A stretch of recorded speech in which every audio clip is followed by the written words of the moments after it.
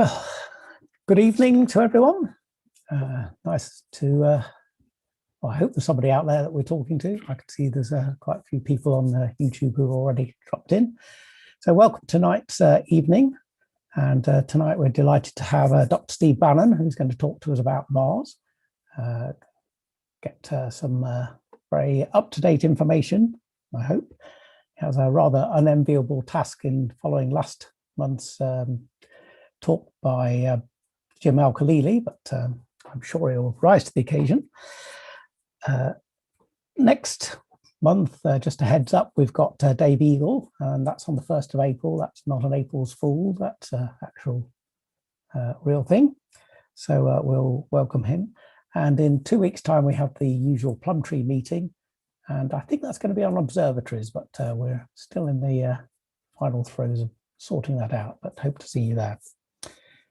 So anyway, without any further ado, I'm going to hand over to Steve, if you'd like to share your screen, Steve, and say hello to everyone and take it from there.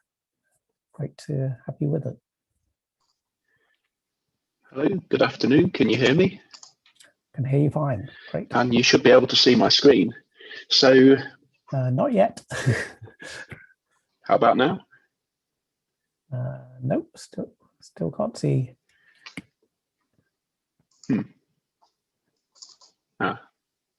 Okay, that's it. Great, thank you.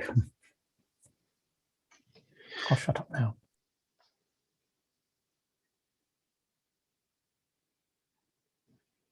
So these slides playing now, these were taken between Sol 3035 and 3047. These images were basically taken last week, and the 3047 slide, this one just here with the circle in it, these came back down yesterday from the rover. And over the course of this period of time, you can see the rover's arm moving around. What the rover's doing is it's looking at the chemistry of the rocks that you see in front of the rover, which belong to the Murray Formation, which I'll talk to you later, to determine what the sedimentary texture is and what environment these rocks represent. This outcrop in a circle, which I'll show you in a second. So this is the NavCam image, which came down yesterday. This is Mount Sharp, sort of in the foreground. This is a 5.5 kilometer high peak in the center of Gale Crater, where Curiosity landed. And as we pan towards the south, we can see these layered rocks before us, and then we can see this outcrop here in front of the rover. Over the weekend, we plan to drive to this outcrop and image it. And if we zoom out, this is yesterday's working area. Towards the weekend, we plan to drive here to assess the rocks here to potentially drill. So Curiosity is still an ongoing active mission, and we're still finding out much about Mars's ancient history. And tonight I hope to share some of the insights that we've had in the last few years and what we plan to achieve. And also as well, I'll get in a little bit about the Perseverance rover. So with that, I'll introduce myself. I'm Dr. Steve Banham. I'm a UK Space Agency research fellow, and I'm based at Imperial College. And I hope to share with you some of our discoveries for the MSL mission here. So many of you will be sort of more keen towards the astronomy, and I'm over here in the realms of geology. And what seems to have happened is we've sort of crossed from the realms of geology and planetary science, and we're now looking out into the universe. And as we look towards Mars, what's actually happened is we're going back into the realms of planetary science.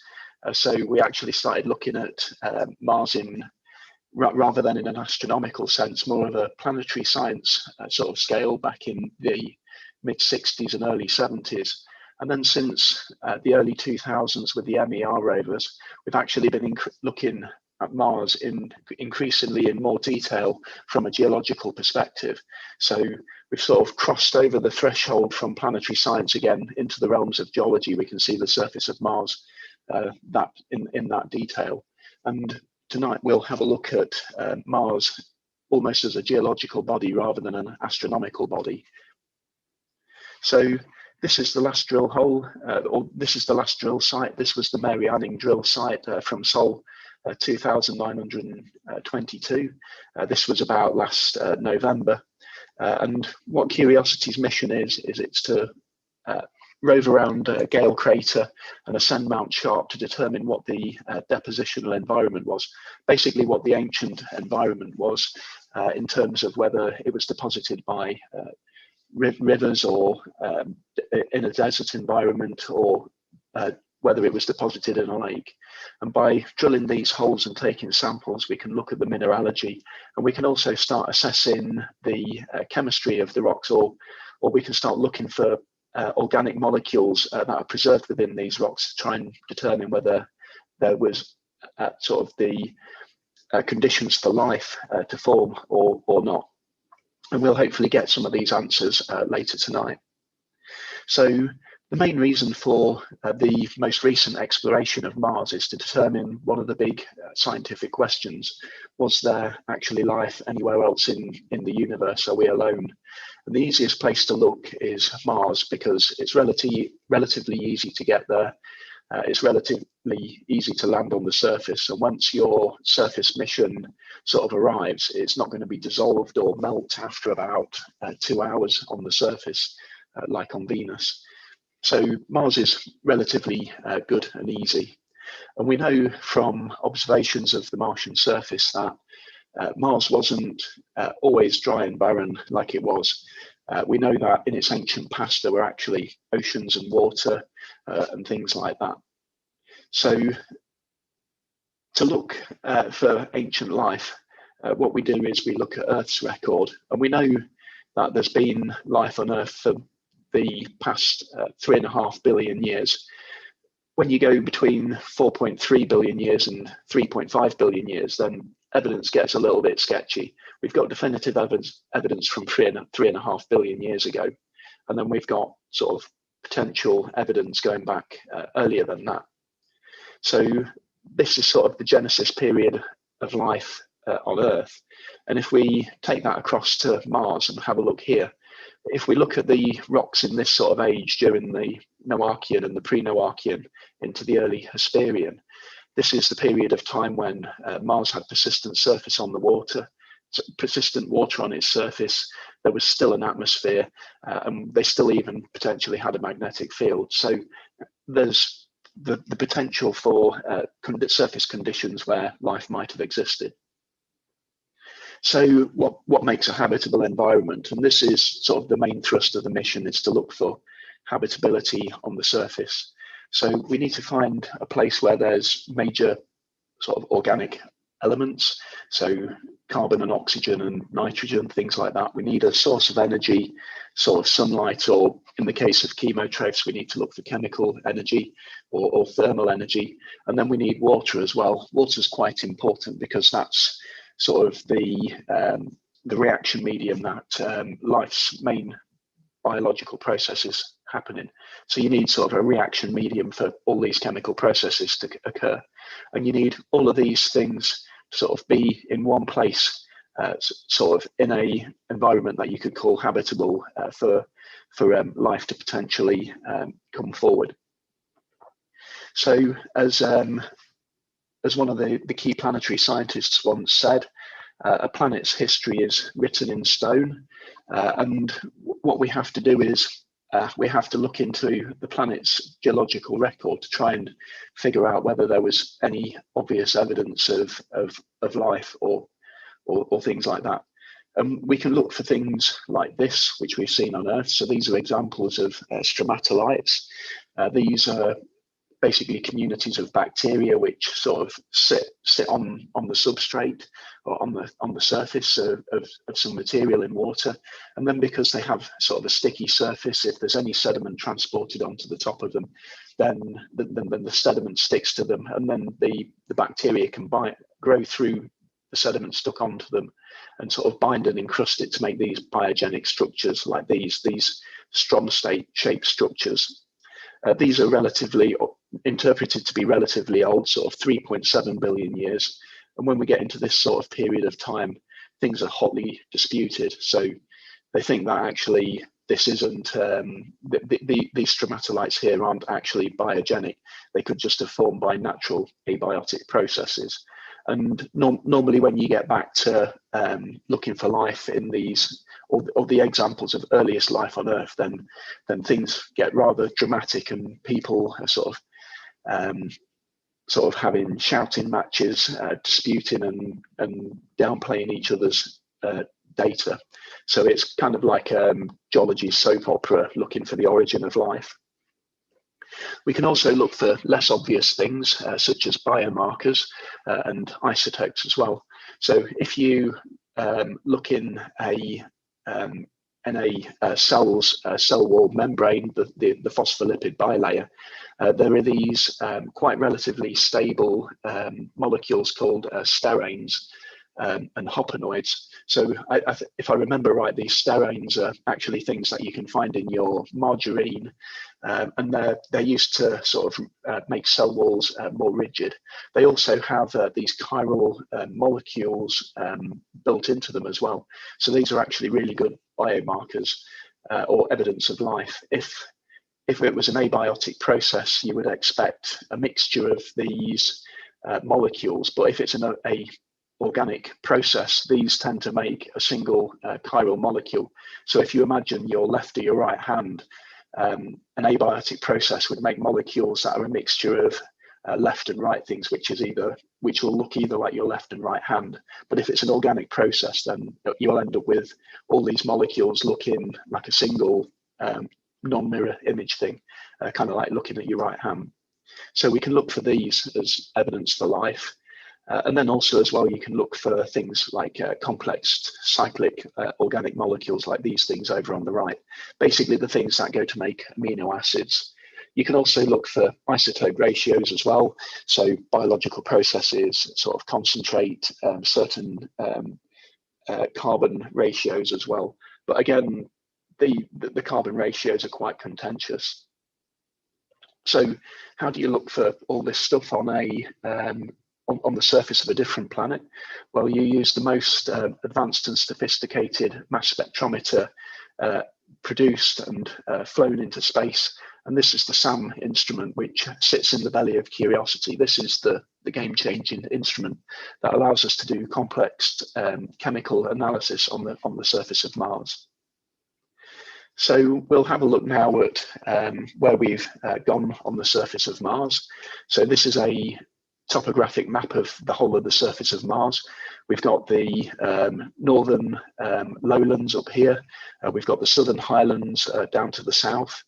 Then we have the dichotomy boundary, which is sort of this red boundary here, which sort of marks the difference between the southern uplands and the northern plains. We've got the Valles Marineris area down here, Mars's Grand Canyon, sort of 7 kilometers deep, 450 kilometers long, and up to 250 kilometers wide. We've got the fastest volcanic region over here, the row of 3 volcanoes, and then Olympus Mons, the highest volcano in the solar system, at 28 kilometers. And then we've got Elysium Mons over here in the east of the image. So if I bring on this overlay, this sort of shows where some of the more recent rover missions have actually arrived. So we've got the earlier MER missions and Pathfinder into the outwash, the outflow region just adjacent to Valles Marineris.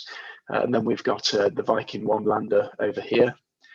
If I just add this on here as well, so Jezero crater where Perseverance landed is just over here, just north of the Hesperia Planum, and then we've got Oxyoplanum over here, sort of in the on the edge of the Arabia Terra region.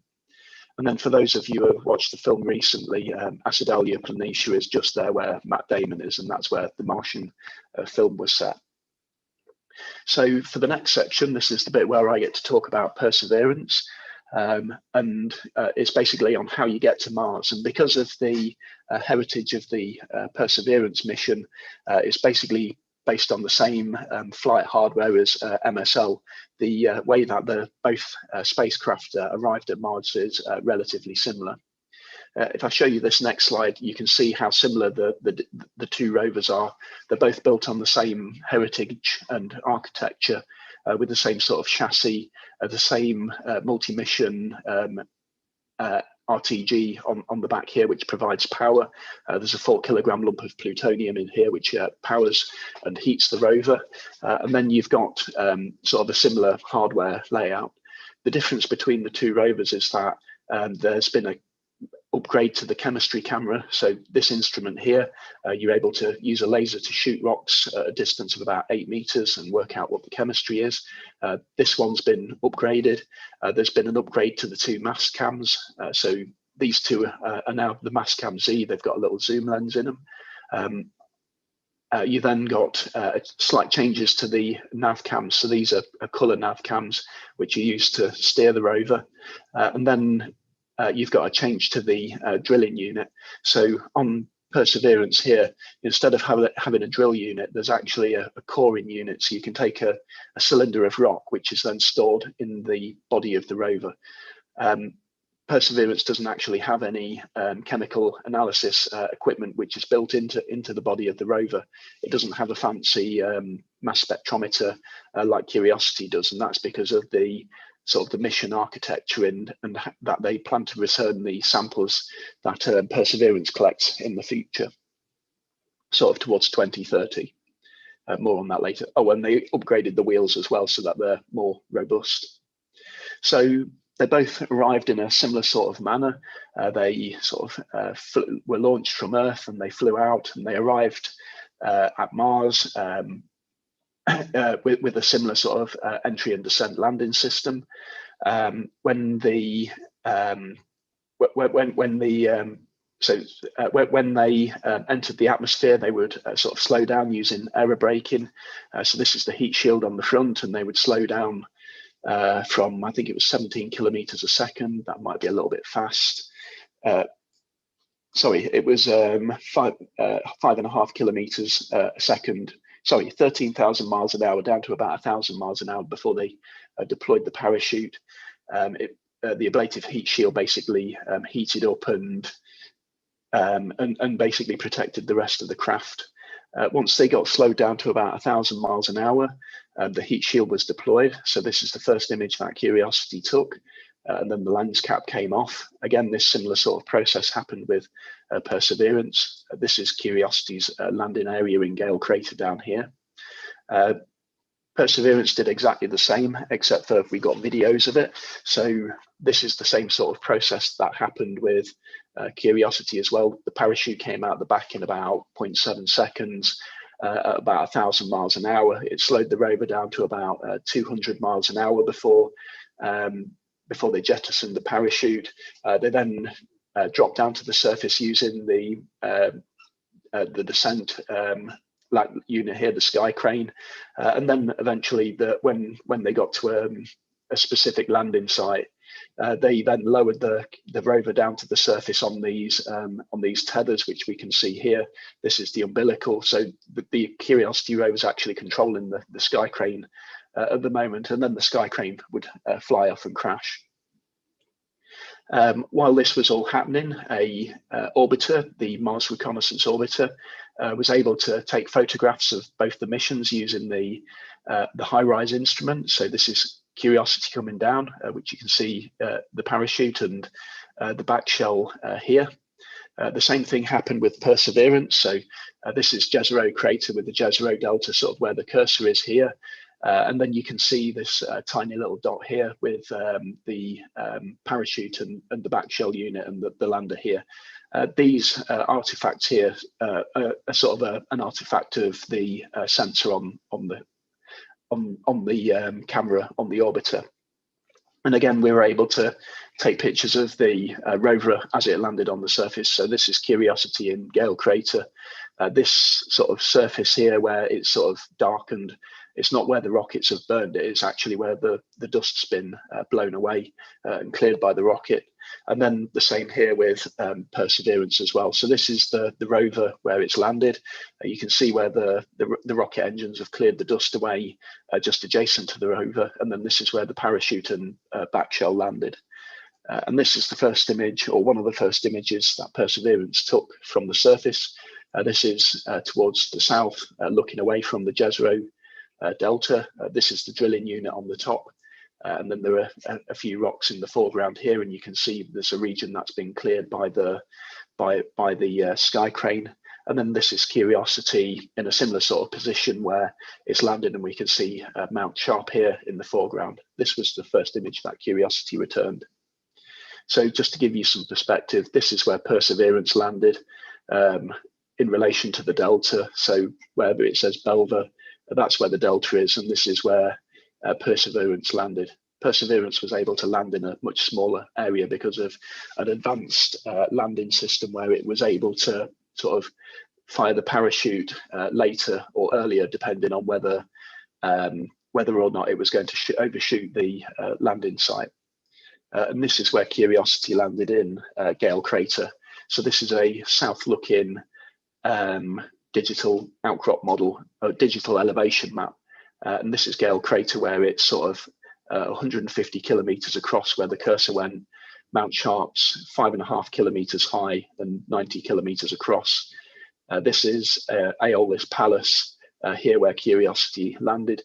And then the rover's driven sort of from its landing position here, sort of up into the foothills of Mount Sharp, and it's currently driving up this steeper section of Mount Sharp here.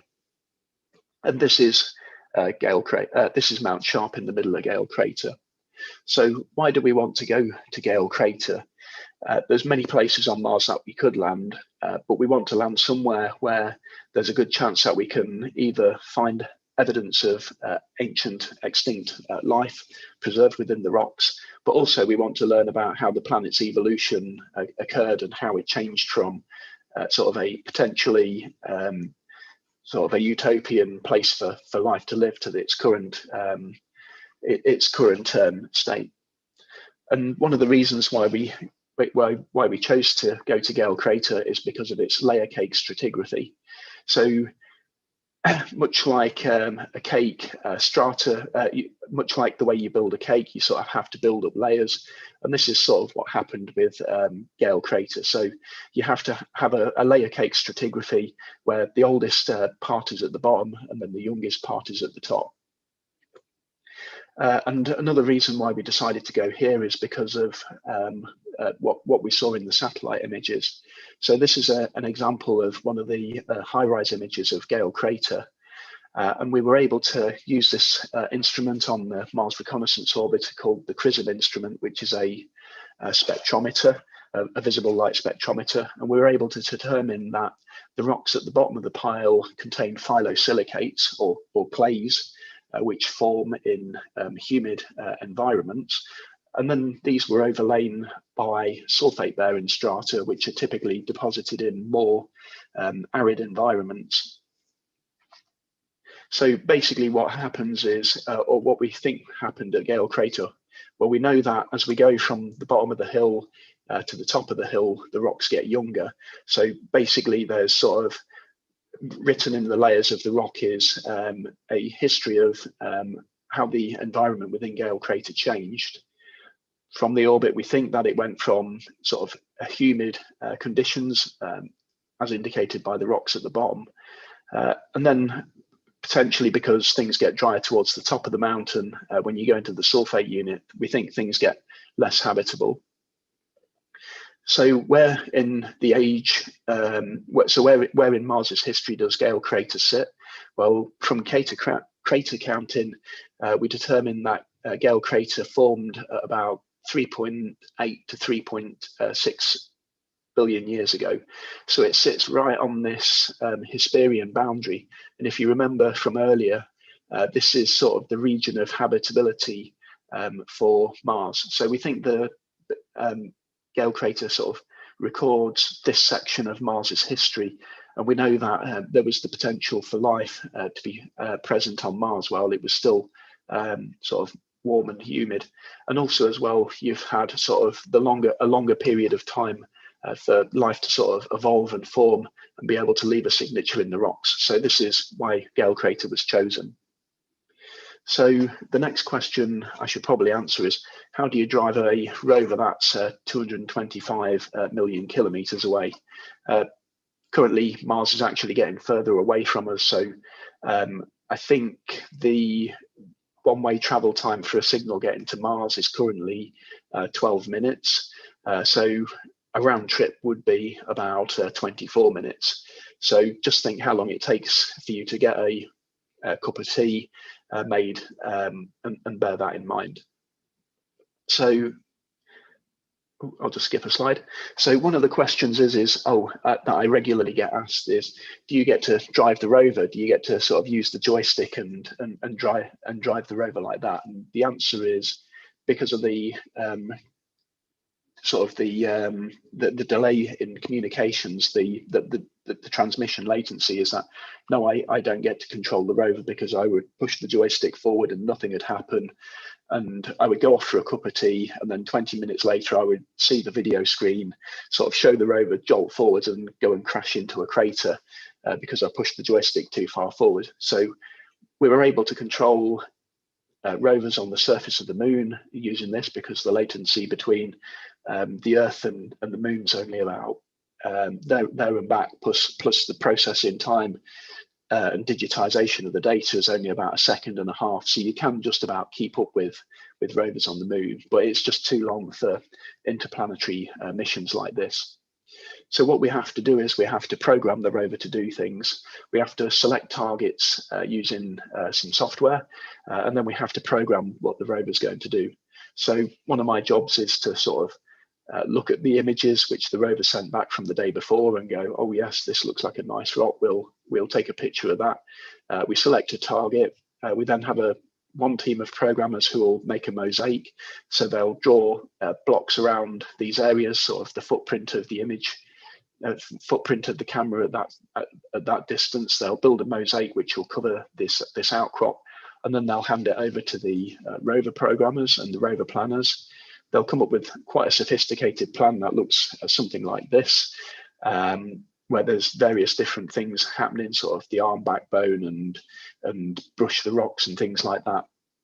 And then they'll send this off for programming, where they'll sort of build the plan before they send out the commands to the rover. And then the rover will perform the sequence and collect the images and collect the various data before returning the data in a pre-programmed choreographed sequence. Just to give you an idea of how complex the mission is, these are all the different roles that have to be done. So these are related with downlink data coming down from the rover. All the data's got to be analysed and assessed and checked for quality. There's all various tasks in here related to the rover health, sort of how much power it's got, telecoms, whether it's got enough heat or power, whereabouts it is with the localization scientist. There's then the uplink. So these are all the people who need to get commands sort of put into the plan and then uplink to the rover. And then there's also all these tasks here as well. These are more related to planning and what the rover needs to do.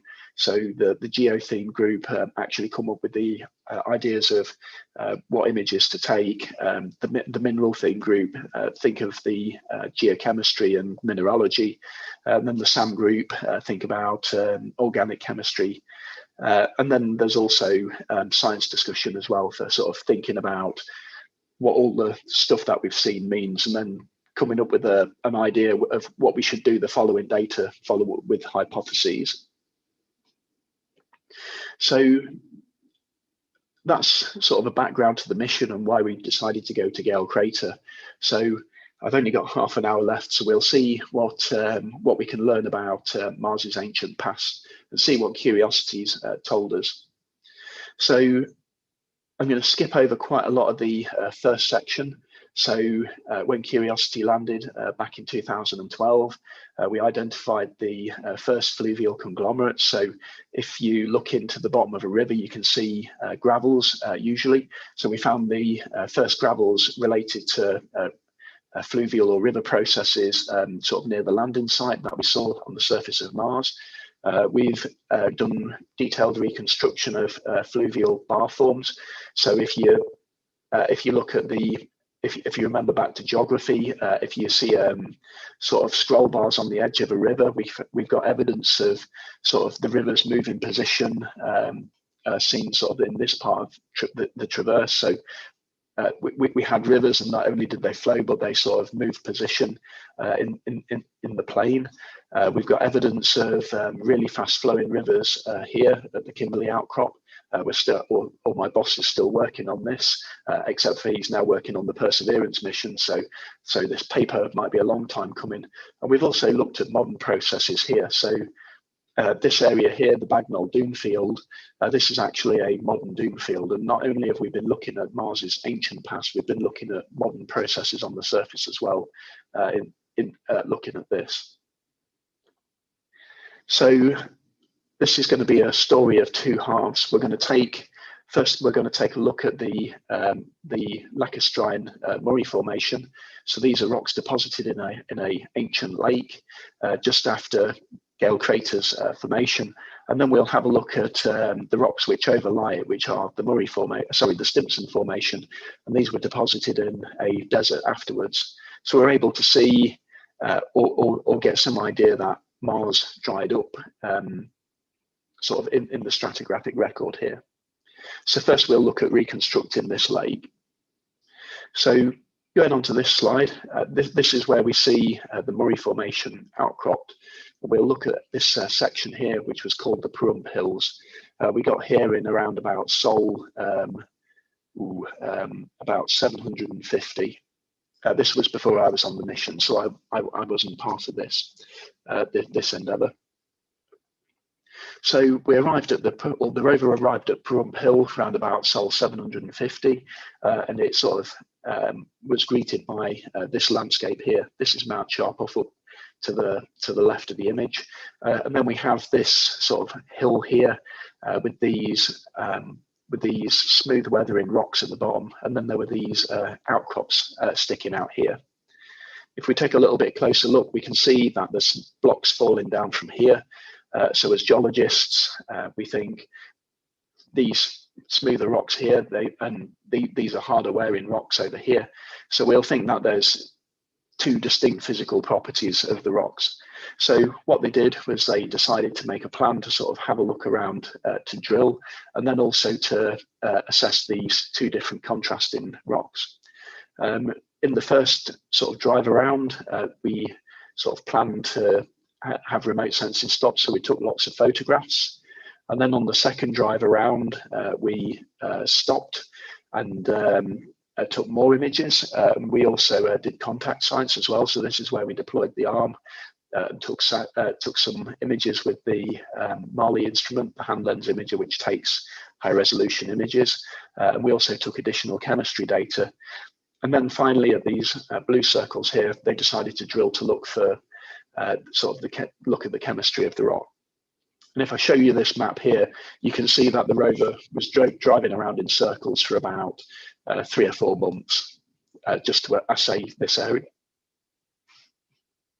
So these light coloured rocks, the smooth rocks, when they looked at these, they found these millimetre thick laminations, which were quite laterally extensive. We were quite excited when we found these because we see similar rocks to these on Earth, and it's quite common to find these in lakes. So by finding this particular unit of rocks and looking at it in its context, they were quite confident that these rocks here represented lacustrine deposits, sort of sediments which you find at the bottom of a lake where you have mud transported into a body of water, sort of in a plume, in a turbulent plume. The mud then sort of gets transported out into the middle of the lake, and then where you're in the middle of the lake and the waters are sort of relatively stagnant and not flowing particularly fast, the clay particles are able to settle out through the water column and accumulate on the base of the lake, forming these laminations. They then saw these sandstones over here, so they went and had a look closer. This is the example from Whale Rock. We can see this; these strata have laminations or layers which are inclined. The grain size was also coarser as well. It was sort of sand size, sort of up to about 0.5 millimetre in size. And these structures are quite commonly found on Earth. So if I play this video, this is a current of water. The water's flowing from left to right, and you can see sands being transported along here. And you can see this little ripple or dune form is migrating from the left to the right. And you can see in here that you have these same little layers in here that are inclined within the sand. So seeing this thing here, we can imply that there was water flowing and it was transporting sediment. And in this case, the flow direction of the water was from right to left. When you look at it from sort of in a compass direction, these sediments were being transported from the north to the south. So we were actually able to determine that we had lake cycles within the lake, where the lake level sort of went up and down. We can see, and we can determine this from the fact that you have sandstones interbedded with these mudstones. So when the lake levels are high, sediment has to be transported a long way to get into this section of the lake. So you'll only accumulate the mud, which is able to sort of float out into the lake before it's deposited. When the lake levels are low, you have these sandstones deposited. Because the lake level's low, the rivers flow further into the area where the lake was, and it's sediment brought in along the bed of the lake where you deposit these. So this succession, this part of the stratigraphy represents high lake levels, this represents low lake levels. Then we've got an episode in here where the lake level goes up and then down again, and then up again, and then down again. So we're actually able to build up quite a detailed idea of what the climate was like in Gale Crater at the time. Lakes are quite sensitive to climate changes, and as a result of that, the lake levels fluctuate quite a bit, depending on whether the climate's drier or damper. But you can basically see that this part was wetter and drier and wetter and then drier and then wetter and then drier again. So we've got sort of climate change on the surface of Mars at quite a fine scale resolution. Sort of this sort of cyclicity can happen over sort of thousands to tens of thousands of years. We drilled a hole at a location called Mojave, and using the SAM instrument, we sort of had a look at what the organic content of the rock was to see if there was any. And we were able to determine that we had these methanothials and thiophene, which are cyclic organic molecules. There were also a few other organic molecules in here as well. And the SAM instrument was basically able to conclude that from these these organic molecules and some others that they found, that there were the conditions for life to have potentially have happened. They were basically the ingredients for life, but they weren't able to find any more complicated molecules which would indicate that there was sort of organic processes happening. So if you imagine life's trying to like bake a cake, you found the ingredients, but you haven't found the evidence of the cake yet. So we can continue on up the hill into the younger rocks and see how things changed, and this can give us an idea of sort of a continued idea of how this lake evolved. So this is the hematite ridge. Because it has a strong spectral signature from orbit, it's now been renamed the Vera Rubin Ridge after a famous astronomer. Vera Rubin's son is on the mission, a guy called Dave Rubin, who works on aeolian stratigraphy, and he helped me piece together some parts of the desert sandstones, which I worked on later. So we sort of drove up onto the ridge, and we saw, again, similar rocks that we saw back down at Pahrump. We saw these same layered rocks, which indicate that the lake was quite persistent. So there's over 100 meters of lake sediment which had accumulated in here. And again, if we look a little bit closer, we can see these fine scale laminations which indicate slow settling of sediment through a column of water. But what we did see, which was interesting, are these sort of weird angular things here, which we interpret to be crystal pseudomorphs. So what happens is you have salt crystals forming in the water column. These then rain down and accumulate in the mud, and then they're buried, and basically these square crystals can form these pseudomorphs. The salt crystals can then later be dissolved, but they still leave these imprints in the rock. And from this, we can interpret that the environment was changing from sort of perennial lakes to these more arid lakes where you have sort of salt pans around the edge, and there's sort of, instead of having a large continuous lake, you might have these smaller, more isolated lakes. So once upon a time, this lake bed here would have been all the way across, but as the lake levels dropped, as things dry out, you have these smaller isolated lakes.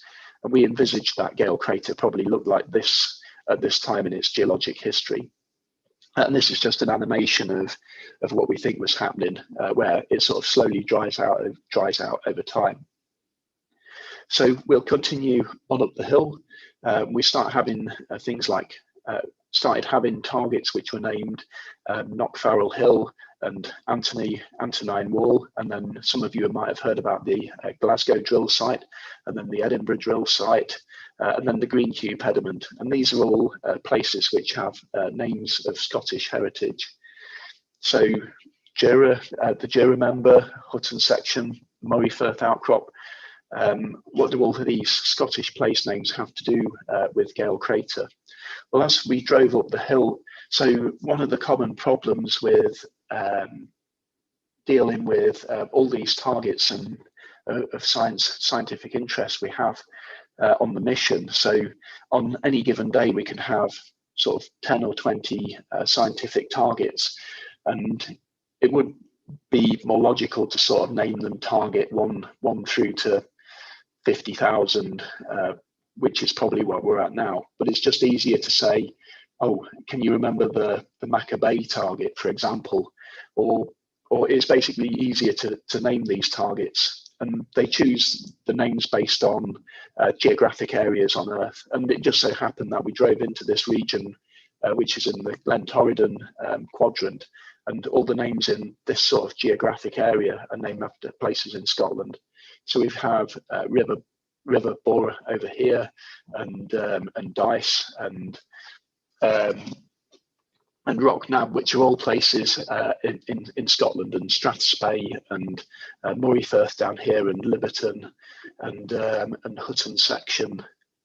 So that's sort of some insight to the naming protocol. Again, we've seen more river rocks up here, fluvial rocks, which indicate rivers. We've also seen other interesting things. So this was just taken last year.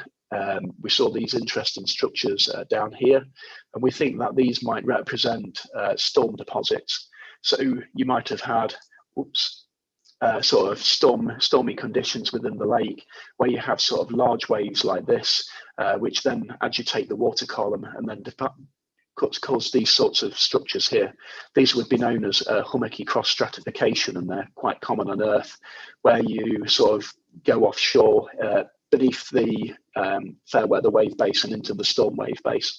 And these are quite diagnostic of the environment.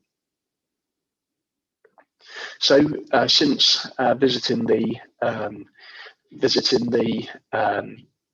this area, which is known as Glen Torridon, we've been driving, instead of driving south, we've now been driving west. And the images that I showed in the first few slides, these are sort of over in this area over here.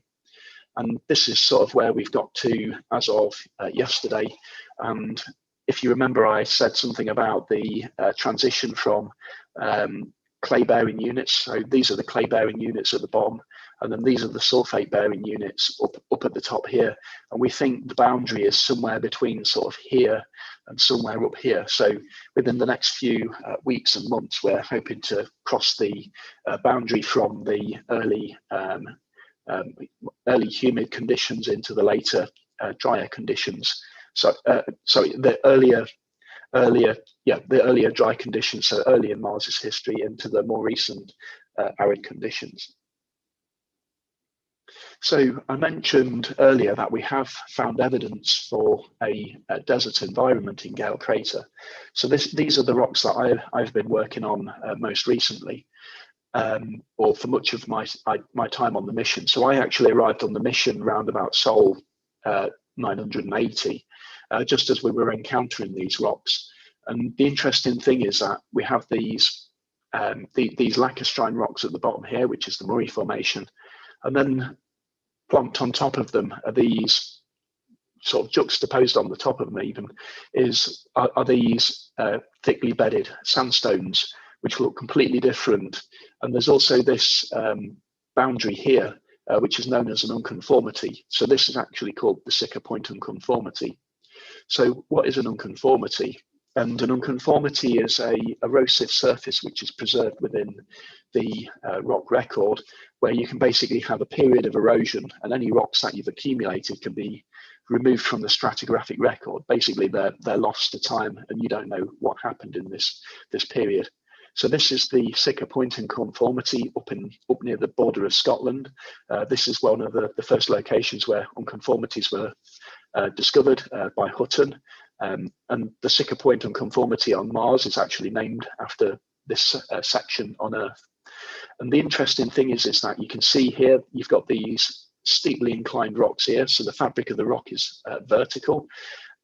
These rocks here were deposited in a ancient ocean, and then I overlying these, sort of dipping shallowly, are these things called Devonian sandstones. So these were deposited in an arid terrestrial environment, sort of in a desert environment. And between this gap here, where you had an ocean, and this here, you've gone sort of from the deepest ocean onto land. And on this surface here, about 65 million years of rock has been lost. And also there's been a mountain building event which has upended these rocks here and deposited these rocks at an inclined angle. This surface here is when the United Kingdom was actually formed, sort of between the Silurian and the Devonian. This is where Scotland joined with England originally, about sort of 370 million years ago on Earth. So we're able to map out this unconformity here. So this black line surrounding these coloured areas, these are locations where we've seen this unconformity. And as we go up the hill, we can see this unconformity sort of increases with elevation as we go up. The cool thing about this unconformity surface is that it was mapped by Jessica Watkins, who has recently been accepted to be a astronaut candidate. So fingers crossed, she's going to be the second geologist on the moon when NASA sends back astronauts back to the moon with the Artemis mission, sort of in the mid 2020s, and then fingers crossed, maybe in the mid 2030s, when human exploration of Mars occurs, she might be the first geologist on Mars. So I'll be pleased, and everybody on the MSL team will be asking her to go and look at the rocks, and she'll never get a moment of peace or quiet while she's on Mars. So we were able to look at these rocks which are overlying the lake sediment. And through careful investigation of these, we were actually able to, and we also used the arm to look at these rocks in detail. And when we had a look at these rocks in sort of fine scale detail, we were able to determine that they were really well rounded, much more rounded than the river sediments associated with the Murray Formation. And there was also a bimodal sorting. And we were able to determine from this texture that these were transported by wind, by a process called saltation, where the sediments actually bounced along in the wind. So these rocks here were essentially deposited by the wind blowing and transporting them along the surface, and the wind blew these sediments from the south towards the northeast. We were able to reconstruct that. And then by measuring these units here as well, we were able to reconstruct the height of the dunes. And this is the work that myself and David Rubin were working on. David Rubin being the son of Vera Rubin, the astronomer. We were able to look at these in several different locations. So this is a location called the Murray Buttes, where we had a look at these outcrops of the sandstone. We again looked at these and looked at them in quite fine scale detail. The paper which describes these rocks has actually been accepted and is in press as of today. Hurrah! and we were able to sort of determine that these rocks were deposited by the same process, but more in the centre of a erg.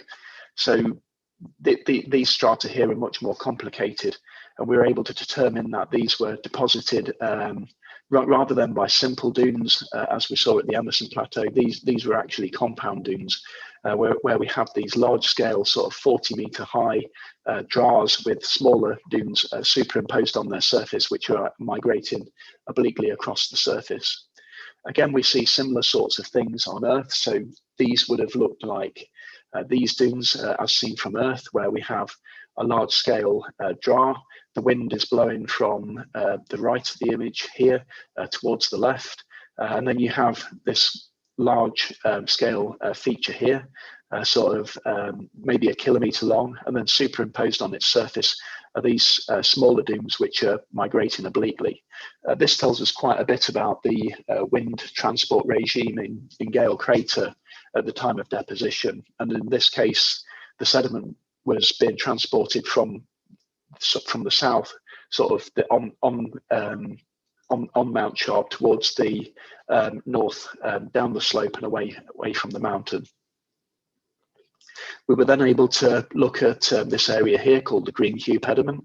So the rover's currently sort of in this area here. We investigated this as of sort of last Christmas, so Christmas 2019, early 2020, in this sort of area. This is the notional drive path. So we're driving up here. We're going to have a look at this feature here, which we think is an ancient landslide. And then we're going to have a look at the sulfate-bearing strata here. I'll just skip this. And we go on to the top of the pediment, and things get way more complicated in terms of the wind here. So in the lower part of these cliffs, the wind is transporting sediment towards the north and the northeast, but then we go into this section called the ladder section here. The sediment's transported towards the south, up the hill, and then in this section here where the Edinburgh drill site is, the wind's actually blowing the sediment to the north. So this is sort of the state of play. Both myself and the people on the ChemCam team and the SAMS team were all talking about this last Friday, trying to figure out what was going on and whether the geochemistry can tell us anything about the source of these sediments and sort of where they were transported and then where they was transported back to. And we can even break down the wind into, or we think we can break the wind down into sort of seasons here, where you have the wind sort of normal to the dunes in one season, and then maybe 3 or 4 months later, the wind's actually blowing oblique to the sort of transporting sediment off in a different direction. So we can actually break down the climate and to a point where we can see individual seasons on the surface of Mars, and which is quite nice. Some of these layers down here, just where the cursor is, this package of rocks here might have been deposited sort of in the Martian spring, and then the next one would have been deposited in the following Martian spring when the wind's probably strongest. So we've got sort of evidence of seasonal or annual cycles in here, we think. We're still working on it. So that sort of brings us up to the current state of affairs in Gale Crater. So what next? Well, Perseverance has gone and landed in Jezero Crater. Why have we gone to Jezero Crater, which is sort of over here? Well, Jezero Crater was picked because there was this large delta, and the rover landed sort of down in this area, and deltas are a good place to look for biosignatures. So sort of in this area down here, they're hoping to find evidence of organic molecules. They're going to cache these and collect these in the body of the rover. They're then going to take these samples and deposit them or cache them in a safe location. And then in about 2026, a fetch rover, which is being built in Stevenage, is going to be sent to fetch these samples. It's going to return them to a launch vehicle, which is going to launch the samples up into orbit. And then ESA is hopefully going to collect the samples from orbit with a rendezvous orbiter pick up these samples from Mars orbit and then return them to Earth, and it will be landed in Utah in about 2030, maybe 2031. And again, it's sort of a similar mission architecture. They're looking for habitability or signs of life, but instead of trying to do it in situ on Mars, they're going to return the samples to Earth, where we can use our best chemical analytical equipment, which are state of the art, to try and determine if there's life.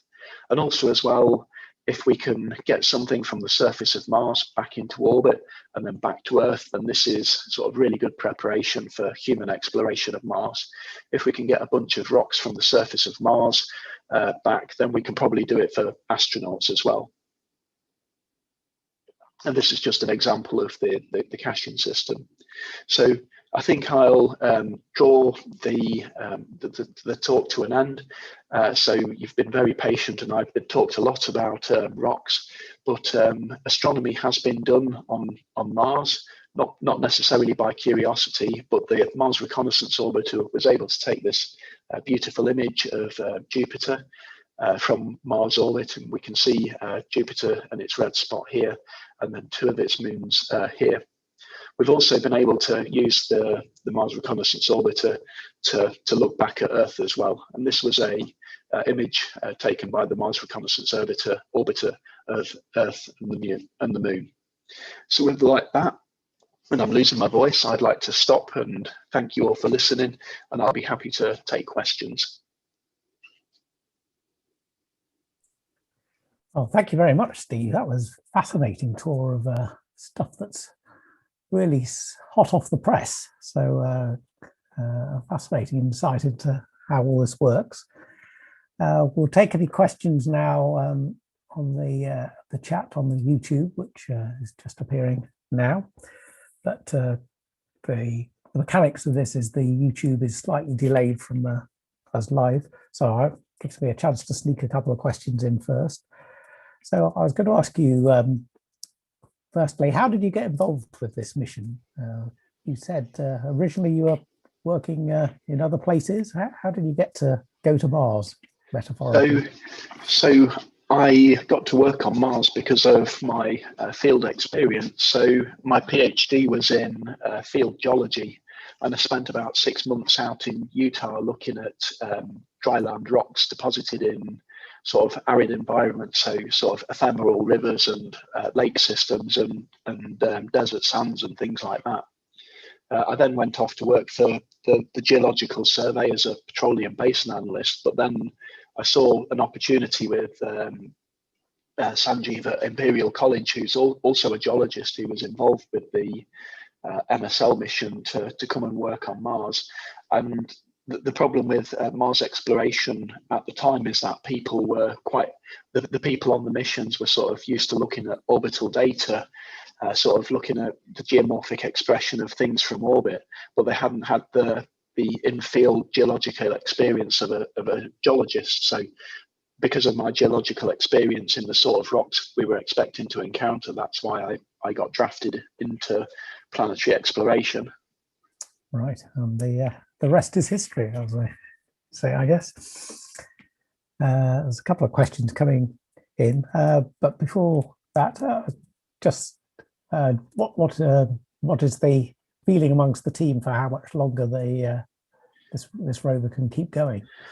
So we're actually pretty confident. So the wheels are no longer degrading. So one of the grounds was broken, one of the wheels, and from extensive testing of an analog rover on Earth, I think it was called the Scarecrow, they basically had 3 wheels built, set it up on a sort of a pivot, and basically drove the thing round and round in circles until the wheels broke. And when one of the grounders broke, they figured out that was the 60% lifetime of the wheel, and we've only just had one of the grounders break within the last year, so there's still 40% life left in the wheels. So we think that'll be more than sort of long enough to last the duration of the mission. They also upgraded the what was it, the traction control software as well, quite a few years ago as well, and they noticed that severely decreased the wheel wear as well. So the wheels are fine. The thing that will probably limit the rover is how much longer the plutonium in the back of the rover is going to last. But we're confident that it'll probably last another 4 or 5 or maybe 6 years. But the rover will have to slow down in its old age. They'll not have enough power to sort of drive up the hill really fast. They'll have to sort of sit for a day or two to recharge the batteries between drives.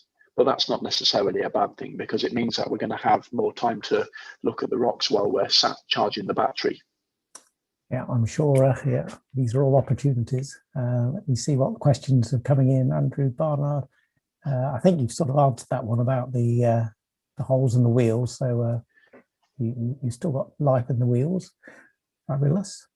Shirley says, if humans were sent there, how long would they have to live there before they could come back? Is it 2 years?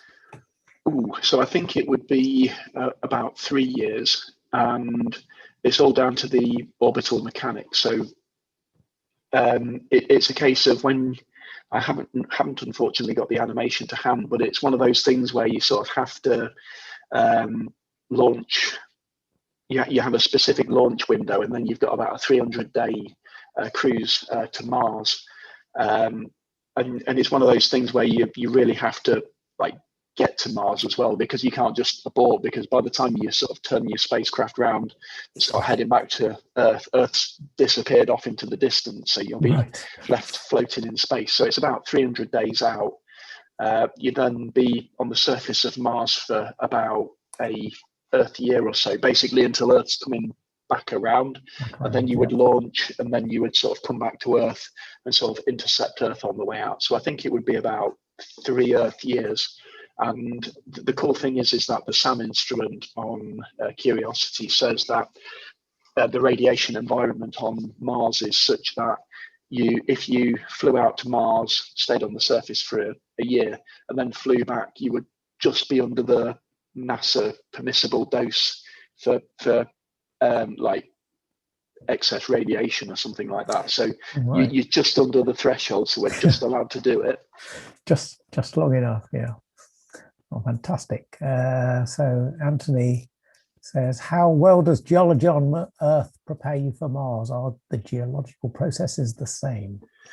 They're very, very similar. So even though gravity's less, so I think it's about 40 or 50% of that on Earth, and the atmosphere is about 1/200th as thick as it is on Earth. You still get the same sorts of processes happening. So you see dunes on the surface now which are still migrating. So they're able to sort of use satellite data to track the motion of the dunes, and some of the dunes are migrating maybe half a meter a year, even though the atmosphere is much thinner. The same sort of processes happen. So, for example, if you've been to the beach on a windy day, you can see sand blowing along the ground in a sort of a cloud where the grains are bouncing along, a process called saltation. A similar thing happens on the surface of Mars. It's not exactly the same, but it's very similar. And the processes are mostly the same, but not quite. And again, I've not worked so much on the aquatic processes, but they're similar, but not quite the same. But ultimately, even though the processes are not quite the same, they still result in the same sort of landforms being developed. So a dune on Mars looks like a dune on Earth, although there's some subtle differences. And the strata on Mars looks very similar to the strata on Earth, although there are some subtle differences. They're basically close enough to. They're close enough that you can look at one and understand the other. Right. Yeah. Oh, very good. Let me see. We've got any more questions coming in? I think that's all the ones I've seen, unless you've seen any, Richard, that I've missed. I can ask one quickly for myself, if that's okay. Go for it. Yeah. Do you think we're missing out much by not being able to see any depth below the surface in terms of everything we're looking at is pretty much surface features, and given the strong sort of radiation effects, on Mars? Do you think that could be something that we need to start looking at next? So in terms of working out the evolution of the environment, it's not too bad, because all you have to do is just pick a mountain and drive up the side of it. And if the layers are flat in the side, you're basically driving into younger rock. So you can see how the environment changed over time. But if you want to look for biosignatures, then the problem is that the cosmic rays and solar radiation can penetrate quite deep into the rock. So I think the cosmic damage to any organic molecules but basically the solar radiation and the cosmic radiation can penetrate down to about 1.5 meters or 2 meters into the surface. So if there's any evidence of life in terms of organic molecules, they've been sat there being basically destroyed by this high energy radiation for the last 3 billion years. So it's all going to be in tiny pieces. So you're only going to see fragments of life. So to get around that, what you want to do is drill about 2.5 meters into the surface, which is what the ESA rover Rosalind Franklin's designed to do. It's got a 2.5 meter long drill string on it, and it's going to go to Oxyoplanum, to these clay strata, where we think there's a good chance that life's going to be preserved in there. And it's going to drill down 2.5 meters below this sort of zone of radiation damage and sample hopefully pristine organic molecules from beneath the surface. And if there is any life preserved, then at least these molecules will be more intact, and we can look at them there. Have they given up with the other rover that was supposed to be trying to drill down? I know they were hitting it with the shovel, weren't they, at one point? Is that?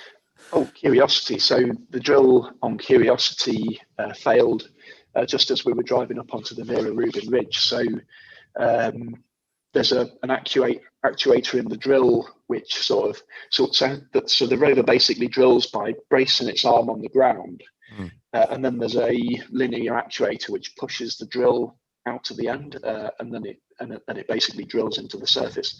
But that linear actuator got some muck or dust or something jammed in it, or the actuator failed. So the engineers sort of wiggled the arm around and gave it a shook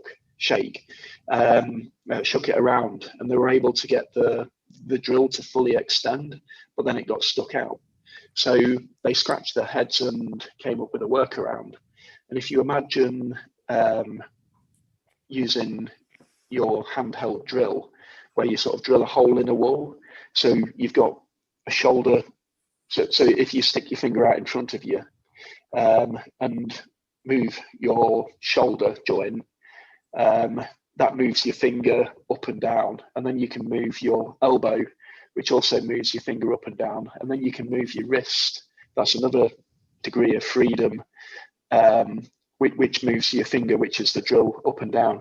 And you have to choreograph those three motors to sort of get the drill to drill in a straight line. And the engineers were able to do that with Curiosity. So even though it wasn't designed to be able to drill like that, they were able to choreograph those three motors to sort of push the drill in a straight line to still be able to drill, which is quite a feat. And they're still able to drill holes and collect samples and do that. So the mission was able to continue even though it broke. Oh, very inventive. There's a wide open question. Andrew says, if you could spend a day on Mars, what would you do? Well, I would go to the completely boring answer is I would go to Gale Crater and I would look at the rocks, the Stimson Formation, which I've been working on for the last 6 years, and I would see how much more faster I could do it in person, and I would also see how I got it wrong. So the rovers only got like a very narrow line of sight. So if you was a geologist or if you was any person walking around in a landscape, you can figure out quite a lot just from sort of how the brain works. So the brain sort of has like this linear perspective of how things relate.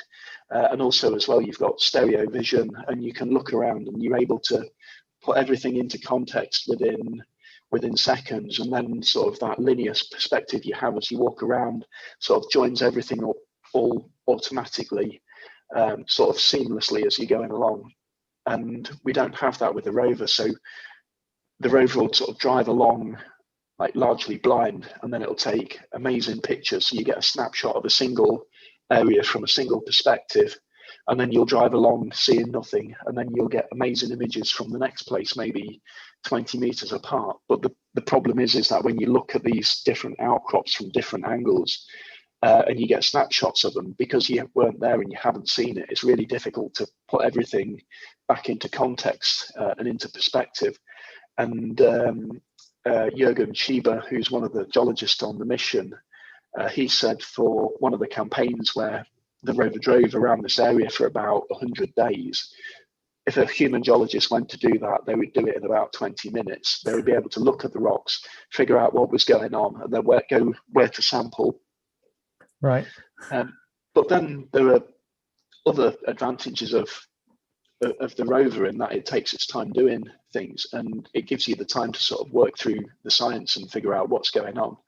And also as well, the rover has stereo cameras, and with recent advances in processing software, sort of processing stereo pair images, and the software to manipulate it, we can actually make these really cool digital outcrop models where you can actually look at it in sort of views not from the original viewing position. So just by taking a stereo pair of images, you can then look at the target of interest from oblique angles, or even looking back towards the rover, that sort of perspective. And that's been sort of a game changer for how we measure things and understand things. Oh, fascinating. What else? We've got a couple more. Lee says, with the current data, is Mars much different geologically to Earth? Good question. So Mars never had plate tectonics because it's smaller, so you don't have as many, or you don't have any mountain building events. Mountains on Mars are typically built by either impacts, or the mountains we see today are basically the edges of impact craters, or sediment mounds in the middle of craters where you've basically filled the crater up with sediment, and then over time the winds sort of eroded the mountain away. So Mount Sharp in the middle of Gale Crater is a good example of a sediment mound where the whole lake was filled up with lake sediment, and then over the last 3 billion years all the sediment's been blown away, and you're just left with this mountain in the middle of the crater. You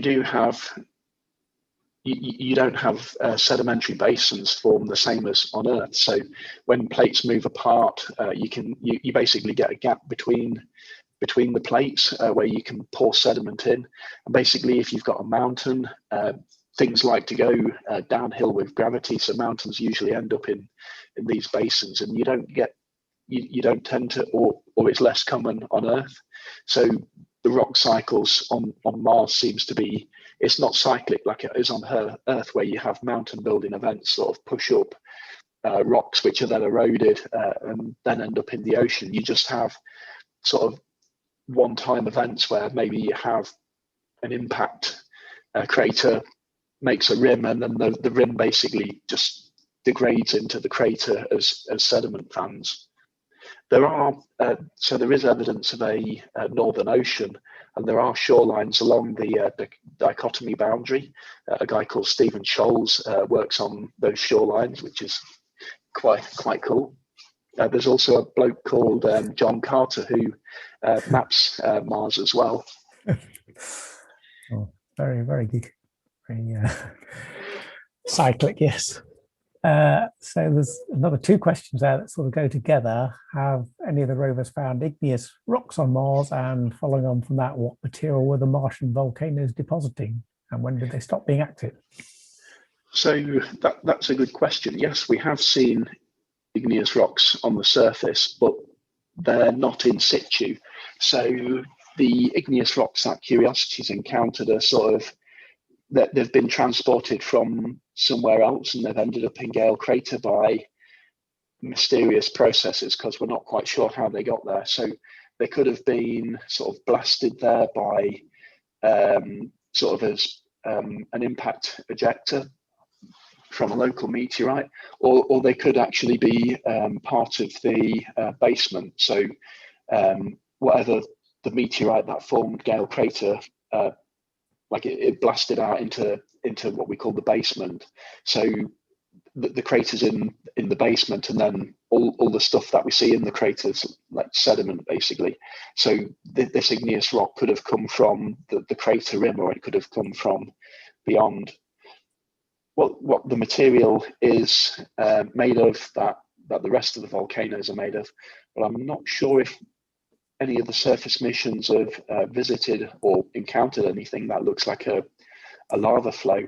They think, based on the general composition of Mars, is that whatever these lava flows are, they'll probably be sort of basaltic composition.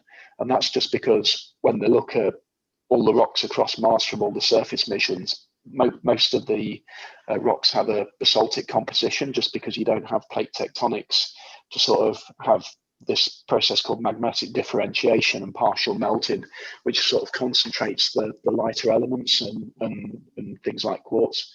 So across the whole of the traverse, there hasn't actually been much sort of acidic volcanic material been seen. So, for example, granitic material, we haven't seen much stuff that would be associated with granitic processes. It's sort of more primitive magmas, such as basalts.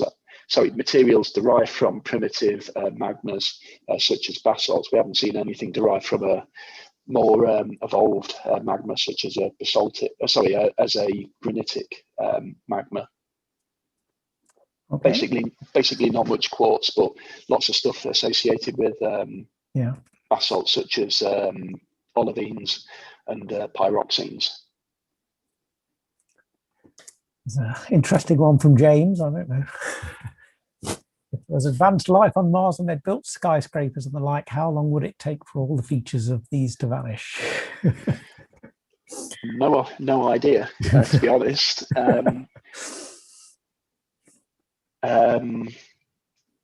So erosion rates, again, are really hard to sort of pin down. We can see that sand dunes are moving, but we're not quite sure like what the erosion rates are and how long any surfaces been there. Yeah. Like in terms of how fast things are degrading. The answer is probably quite slow, just because like the geological processes are happening, but they're not particularly active. It's not like you've got flowing water and a strong chemical weathering process to sort of break things down quicker before you erode it. It's sort of, if anything's eroded away, it's sort of a slow abrasion by wind-blown particles. And then because the atmosphere is so thin, you don't particularly have like a strong abrasive effect. Yeah. So it could be millions of years before evidence vanishes. Well, there you go then, James. Worth having a look. So if there was some evidence of life on Mars, like Percival Lowell thought there was back in the 1930s, then it'd still be here. Right. And there's definitely no evidence of Canalia. No, I think that's long been put to bed. That's proved. Yes. Another quick one from me. You talked about these various eras, so as Noachian and the Hesperian. What actually divides those? Because on Earth, isn't it sort of extinction events and things like that divide the eras? Yeah, so I'm trying to remember what Tanaka said with his maps. So a guy called Tanaka has produced some basically the global geological maps of Mars. He says that they're a starting point, like that it's just sort of the generalities of what's going on. So I think so my general Martian geology is weak. Like I only focus on one place in Mars, and I still need to catch up with that, even though I've been doing it for 6 years.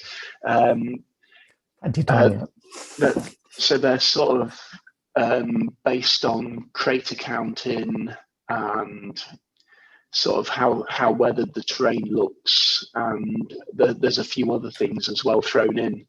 But right.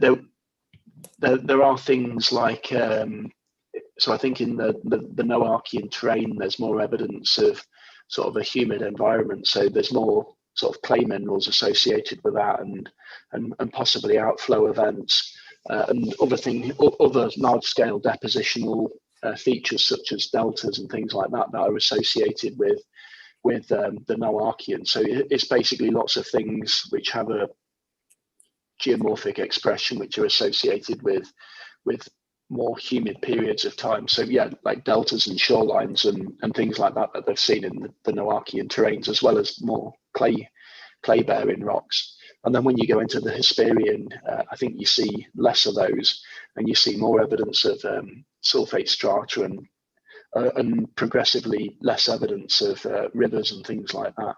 Also, as well, with the Noachian stuff, you'll see more inverted river channels as well, which are more evidence of water. And then as you go into the Hesperian, there's less of that. And then when you go into the Amazonian, then there's basically evidence of nothing happening. Although that being said, Olympus Mons is Amazonian in age, and they think it's somewhere between sort of 65 million years and 1 billion years old, sort of in that age range.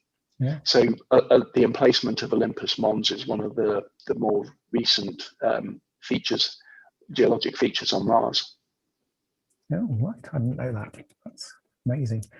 Right, there's one more question, and I think we must let you go and at least have a cup of tea or lie down or something. Thank you very much for all your time. So the last one is, have you found any material from meteor impacts? Yes, we have. So we've actually got a catalogue of meteorites that have been found on the surface missions. And I can't remember the number off the top of my head, but it's sort of dozens. We might have seen about 50 meteorites on the surface. They all tend to be metallic meteorites as well. And I think that's just because in multispectral imaging, so the rovers got capability for doing multispectral images, and the hematite just shows up much better in those images, or whatever metal it is sort of contained within them. So they're easier to pick out on the surface because they're more weathering resistance. Things like the chondritic meteorites, which I believe are the more stony ones, these are much harder to pick out because they just look like normal Martian regoliths. So there's a sort of a disparity between being able to easily pick the metallic iron meteorites out and not.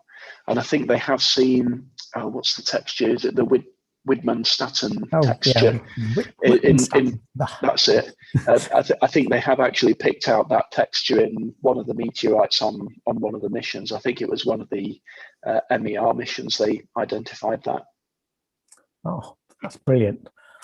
Well, thank you very much for sharing all your latest information and images with us, and for heroic question answering.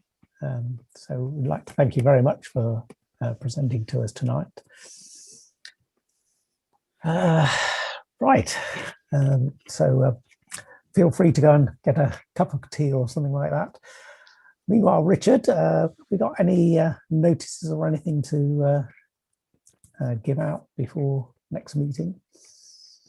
Yeah, we can just quickly go over our next meeting. Right. So yes. yeah, Thursday the 18th of March is our next Plumtree meeting.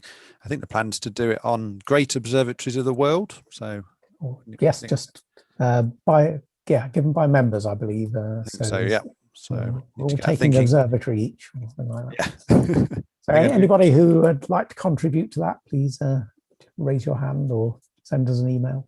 Yeah, please do. We'll probably get those done. I might do mine on Q. I think that's quite an interesting one. Oh yes, you've been there, haven't you? Yeah.